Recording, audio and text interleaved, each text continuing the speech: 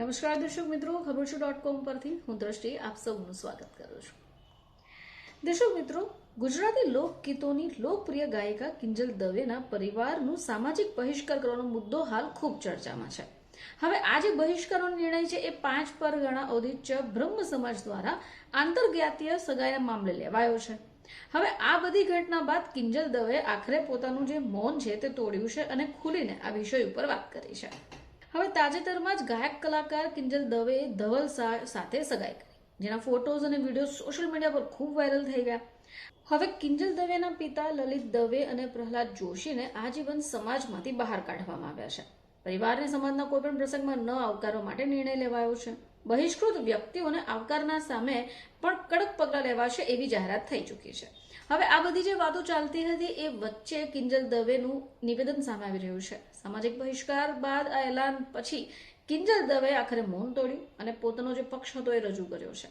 કિંજલ દવે બહિષ્કાર કરનારાઓને અસામાજિક તત્વો ગણાવી દીધા છે અને તેમણે જણાવ્યું કે જે લોકો દીકરીઓની પ્રગતિને જોઈ નથી શકતા, કિંજલે જણાવ્યું કે હું મૌન હતી, પરંતુ હવે વાત મારા પરિવાર અને પિતા ઉપર છે અને હવે મારાથી સહન નથી થતું.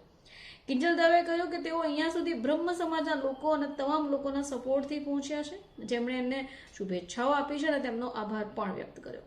જોકે ગાયિકાએ આક્રોશ પણ વ્યક્ત કર્યો છે કે અમુક અસામાજિક જે તત્વો છે એ દીકરીઓ માટેના નિયમોને નક્કી કરે છે. આ તો દીકરીઓની પાંખ કાપવાની વાત થઈ. તેમણે ઉદાહરણ પણ આપ્યું કે દીકરીઓ અત્યારે તો તેજસ પ્લેન ઉડાવે છે. ઓપરેશન સિંદૂરમાં પણ 2 દીકરીઓ હતી. ત્યારે અસામાજિક તત્વો નક્કી કરશે કે દીકરીઓને પોતાનું લાઈફ પાર્ટનર નક્કી કરવાનો હક નથી.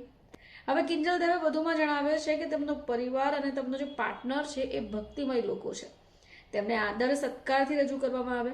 જોકે અંતમાં કિંજલ દવેએ જ્ઞાતિના અમુક સમજુ લોકોને પણ વિનંતી કરી છે કે આવા અસામાજિક તત્વોને સમાજથી દૂર કરો, નહીં તો આપણો જે સમાજ છે એ ક્યાંયનો પણ નહીં રહે.